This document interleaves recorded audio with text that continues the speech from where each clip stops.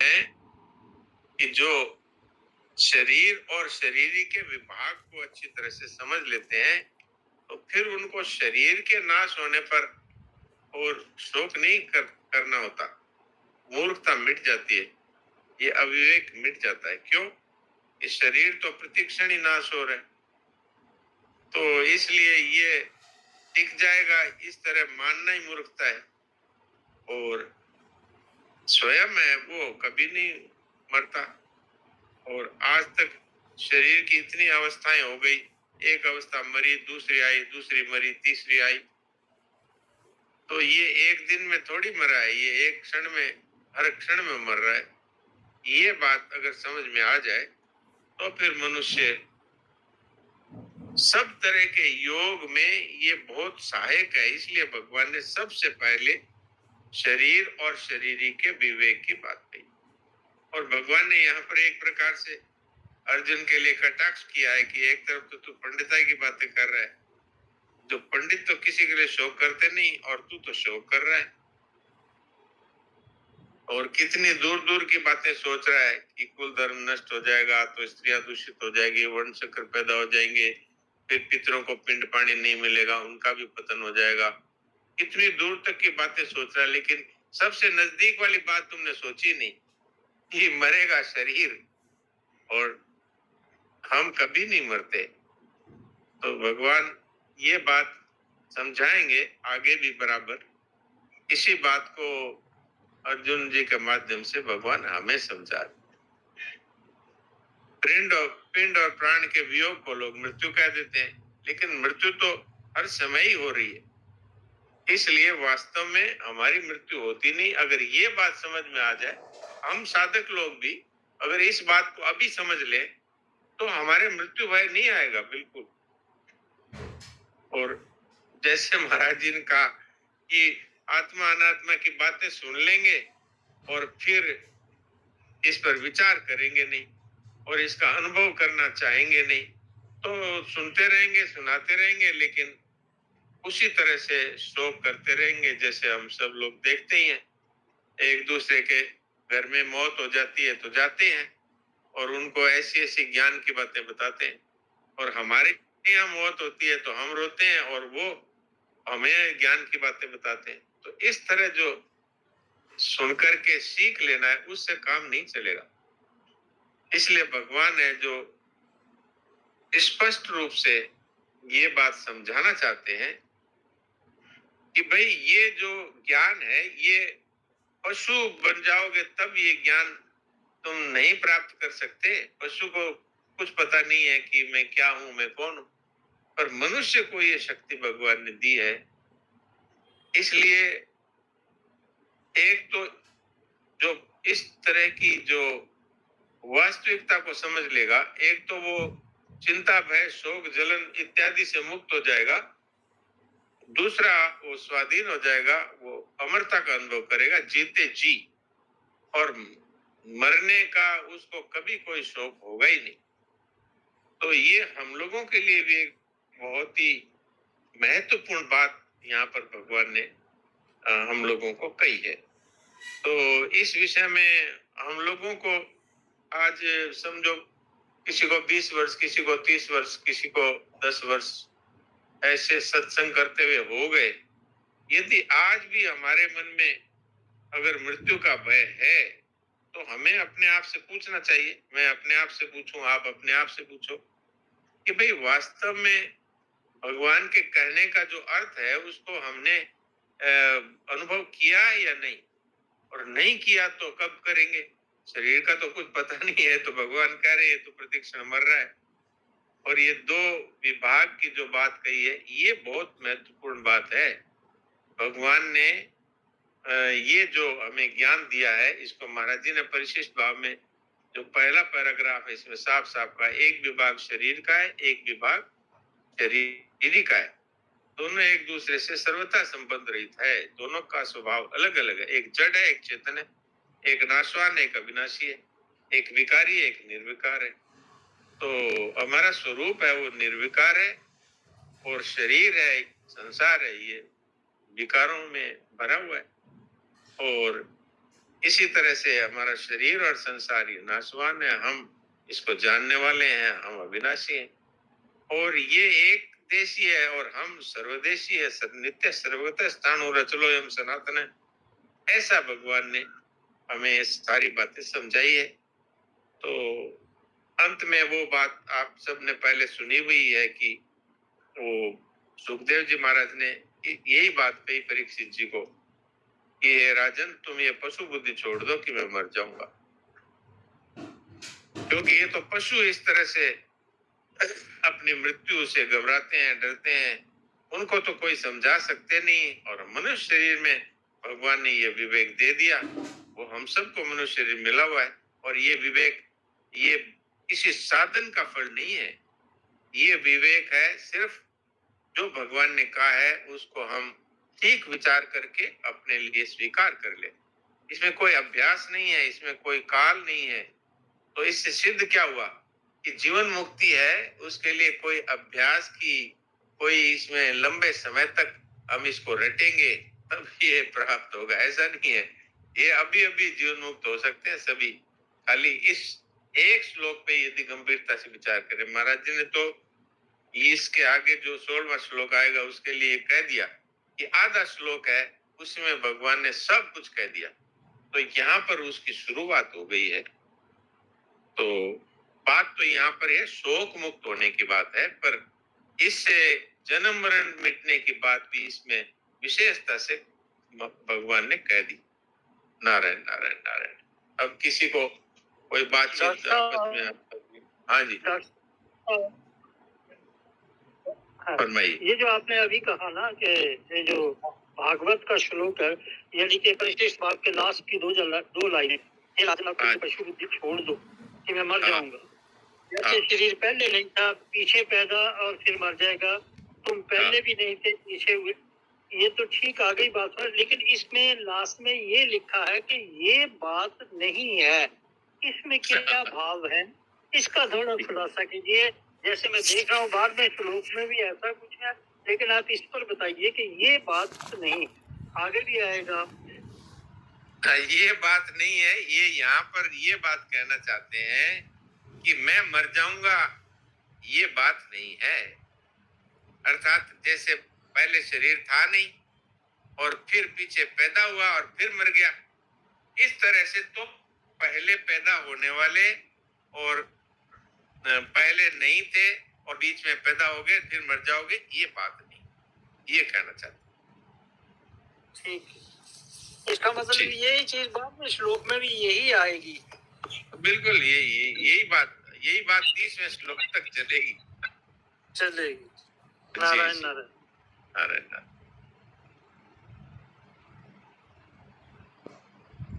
वहाँ किसी को कोई बात अब तक जो पढ़ी थी पूरी पढ़ दी ने तो कोई तो समझ नहीं हो। डॉक्टर साहब, जो मोह है मनुष्य को जकड़ लेता है, यानी उसके विवेक को ठग लेता है, तब उस समय उसकी बुद्धि पशुवृत्ति की हो जाती है। हाँ बिल्कुल, श्लोक में कहा है। बात एकदम ठीक है। मोह का अर्थ है मूर्खता, मोह का अर्थ है अज्ञान। मोह का तात्पर्य ये है कि शरीर जो प्रतिक्षण मर रहा है उसको हम चाहते हैं कि ये बना रहे। ये क्या है? ये तो मूर्खता ही है ना। तो ये पशु बुद्धि है। तो जीव भी यही चाहते हैं। कोई भी जीव है उसको यदि आप डंडा दिखाओ तो वो सोचता है कि अभी ये मेरे को मारेगा, तो भागता है। वो इसीलिए भागता है कि वो जानता है कि ये अगर जोर से डंडा मार दिया तो मैं मर जाऊंगा। तो मृत्यु का डर है वो जीव मात्र को है। वो क्यों है कि उनको ये विवेक नहीं है कि वास्तव में मरने वाला शरीर है, मैं अमर हूं। ये एक मनुष्य है जिसमें भगवान ने ऐसी विचित्र शक्ति दी है, ऐसा विचित्र विवेक दिया है कि ये जीते जी अमर हो सकता है, मरने का सदा के लिए खाता उठा सकता है। तो इसीलिए भगवान ये बात 11वें श्लोक से शुरू कर रहे हैं कि भाई ये तुम अपने आप को मैं शरीर हूं ऐसा मानते हो तो ये पशु बुद्धि है। इस पशु बुद्धि को छोड़ना है और क्या करना है मनुष्य शरीर में आकर के। तो फिर ममता आपकी आवाज नहीं आ रही है, कोई नेट में गड़बड़ी है क्या? आवाज नहीं आ रही है क्या? बढ़िया आ रही है आपकी आ रही है। हाँ, उस साइड में गड़बड़ी है आपकी तरफ। थोड़ा जगह बदल लीजिए डागा जी, थोड़ा जगह बदलिए या डायरेक्शन बदल लीजिए। और नेटवर्क में लाइनें देखिए कितनी है। मेरे नेटवर्क में पांचों के पांचों लाइनें हैं और 5G नेटवर्क है मेरे पास, तो इधर से तो कोई गड़बड़ होने का चांस नहीं है जी। हाँ डॉक्टर साहब, ठीक समझ में आ गई बात, मेरे को सब पूरा समझ में आ गया। जी जी, धन्यवाद। डॉक्टर साहब प्रणाम। प्रणाम, बोलिए साहब दायमा जी। नहीं, हरिओम। अच्छा, हरिओम जी, बोलिए। हाँ, ये परिशिष्ट भाव की पहली लाइन में है कि हाँ। दोनों एक दूसरे से सर्वथा संबद्ध रहित हैं। हाँ सर्वथा मतलब कि इसको अनंत काल भी कह दे तो कोई अतिशयोक्ति नहीं है। हाँ, अनादिकाल से अनंत काल तक, अनादिकाल कभी कभी ये इकट्ठा होने वाले नहीं। तो मेरा ये प्रश्न था कि मेरा ये प्रश्न था कि विवेक विरोधी संबंध अगर हम स्थापित करते हैं अज्ञानता के कारण, हाँ, तो क्या कभी हमारा कल्याण हो पाएगा?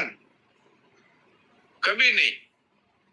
विवेक विरोधी संबंध रखेंगे तो ये तो हम वो कर रहे हैं कि जिसको हम जानते हैं कि ये जहर है और फिर भी उसको पिए, ये है बात।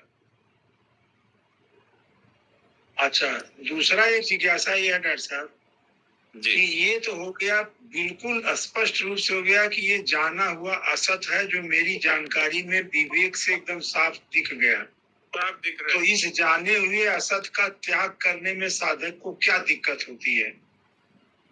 साधक को दिक्कत, पहली दिक्कत तो ये है कि उसको ये प्रश्न ही नहीं उठ रहा है कि मैं कौन हूँ और मेरा मनुष्य जीवन में मुझे क्या करना है, मेरा लक्ष्य क्या है, इस तरफ देखते ही नहीं। जैसे पशु है, वो जन्म गया और फिर वो बड़ा हो गया, फिर वो भोग भोगने लगा और फिर वो संतान पैदा करके और वृद्ध होके मर गया। वो जैसे पशु है, उसको कोई कहे तुम्हारे जीवन का लक्ष्य क्या है तो उसको कुछ नहीं मालूम।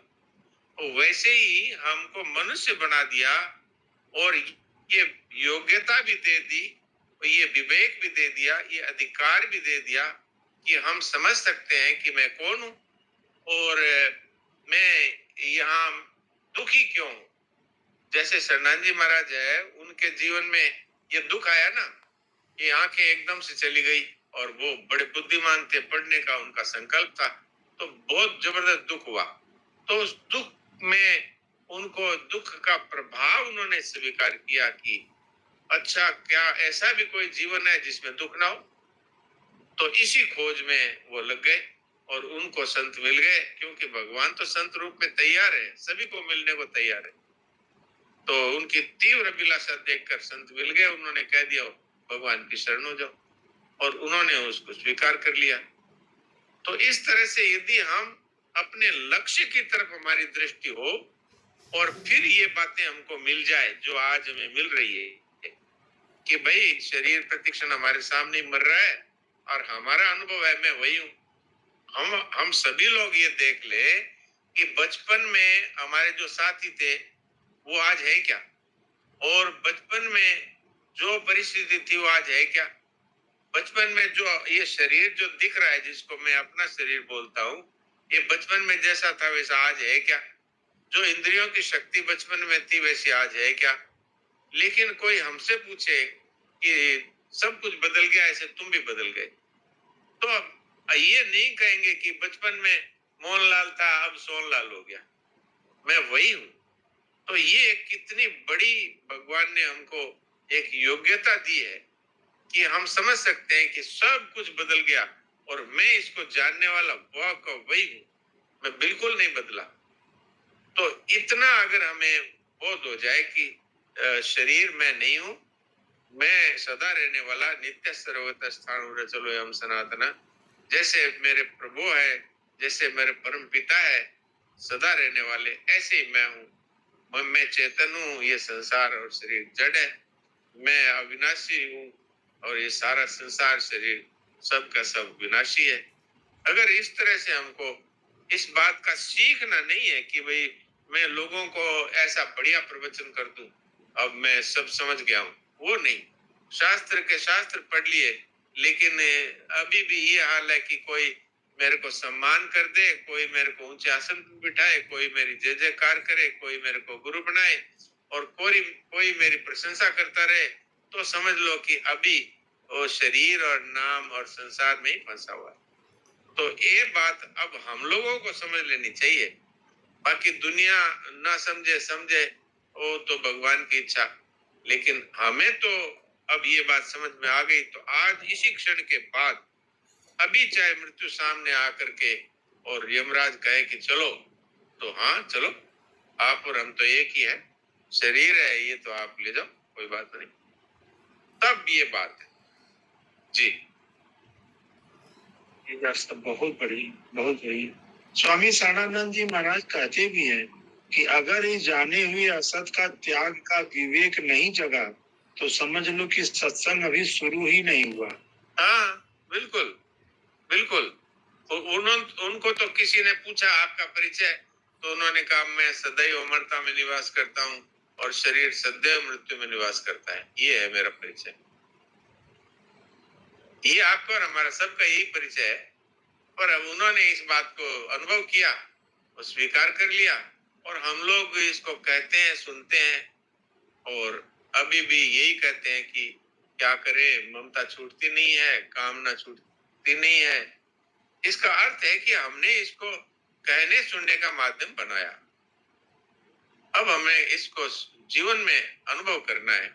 आज ही अभी मेरा कहने वाले समस्त नष्ट हो जाएं, चाहे धन हो, चाहे मकान हो, चाहे जमीन हो, चाहे शरीर हो, चाहे कोई भी हो, तो हमारे ये नहीं होना चाहिए कि हाय मेरा नुकसान हो गया। अगर ये होता है तो अभी भी यही अर्थ है कि हम कहने और सुनने के लिए ही ये बातें सीख रहे हैं जी।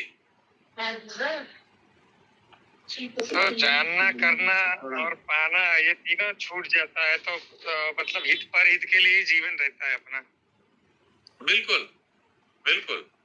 फिर ये शरीर का कोई ना कोई तो उपयोग होगा, बुद्धि का कोई ना कोई तो उपयोग होगा, ये धन का और ये सामान का कोई ना कोई तो उपयोग होगा। तो इसका उपयोग यही है कि ये शरीर संसार एक ही है, तो शरीर को संसार की सेवा में लगाया जाए। और क्या करेगा आदमी? अगर जीवन मुक्त हो जाएगा तो क्या करेगा? फिर वो अहंकार के वशीभूत था, तब तो भोग भोगता था और लड़ाइयां करता था और आसक्ति पूर्वक जीवन बिताता था। अब जब उसको पता लग गया कि मैं ये सब नहीं हूँ, मैं तो परमात्मा का चेतन अंश हूँ और कभी नहीं मरने वाला हूँ और ये सब समाप्त होने वाला है, तो वो वही करेगा जो उचित है जी। बहुत बढ़िया डॉक्टर साहब, बहुत अच्छा जी। डॉक्टर साहब प्रणाम सबको। आप प्रणाम पंडित जी महाराज, प्रणाम जी। आज हमको आपकी बात सुन के लगा कि ऐसा सत्संग सुनने के बाद कई साधक इस कोटि में दिखते हैं आप लोगों की बात से, या कोई अभी बोल रहे थे, नाम नहीं लेना चाहते हैं, तो ये लोग सब छोड़ के शरीर संसार की एकता स्वीकार कर चुके और मरने वाले के साथ नहीं है, ये संसार की सेवा में लग चुके हैं पूरी तरह और अमरता का भी बहुत कुछ अनुभव कर रहे हैं, ऐसा लगता है। ये तो आपके विषय में भी हमको लगता है। ये तो आपकी उदारता है।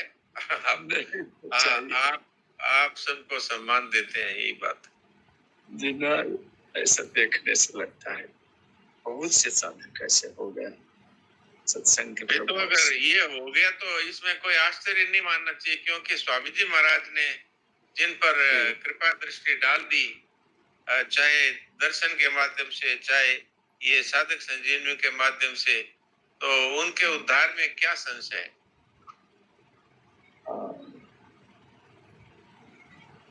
और जीवन मुक्ति को महाराज जी ने इतना सुगम कर दिया कि कोई भी इसको अभी अभी अनुभव कर सकता है।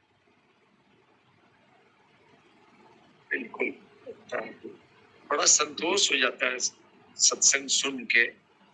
हाँ, ये तो सत्य है ना, सत्य का प्रकाश है। आजकल कहाँ है ऐसा सत्संग, जहाँ जाओ वहाँ मेरा चेला बन जाओ, मुझे धन दे दो, मुझे माला पहना दो, मेरा सम्मान कर दो, इसके सिवाय कहाँ है? ऐसी बातें सुनने को ही नहीं मिलती।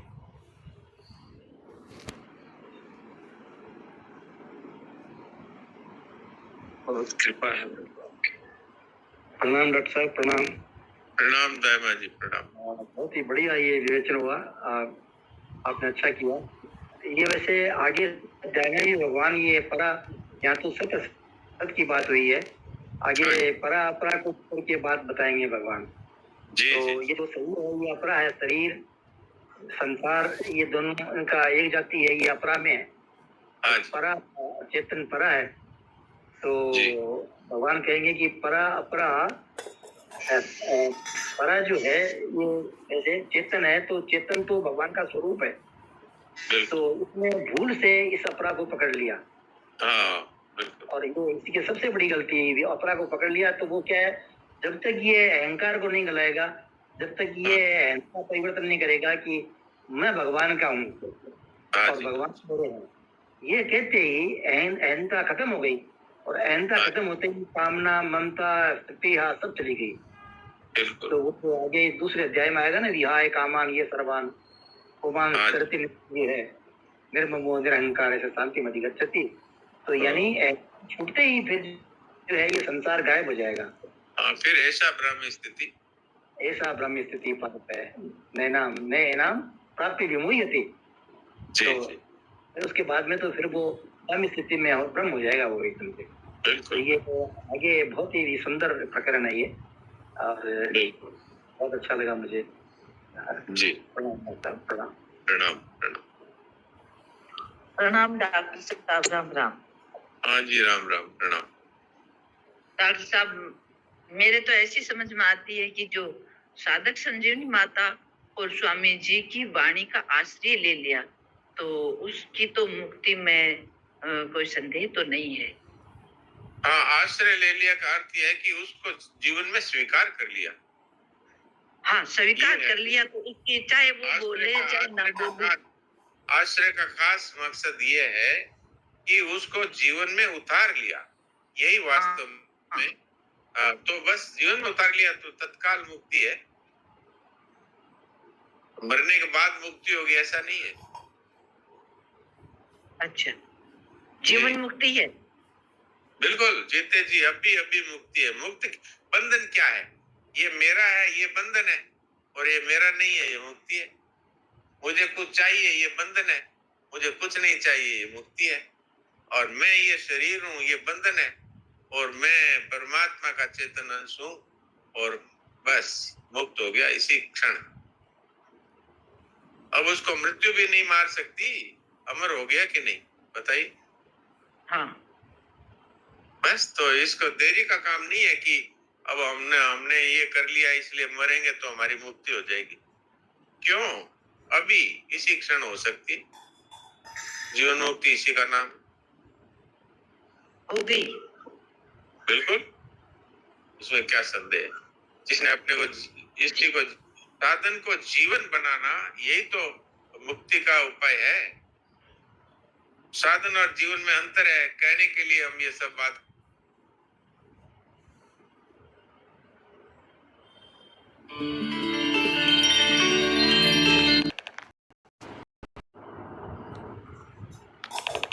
तो बात से बात नहीं बनती। ये तो स्वयं को पता है या परमात्मा? हाँ, ये तो एकदम ठीक बात है, स्वयं को पता है जी। तो स्वयं को खुद को पता है कि मेरा उत्तर ये या इसी का भान किसी को, ये भान तो खुद को ही होता है, स्वयं को ही होता है। और किसी को तो क्या पता ये गहराई में। अपने को पता क्यों करना है? अपने को तो तेरे भावे जो करे भलो बुरो संसार नारायण तू बैठ कर अपनो बोल गवा।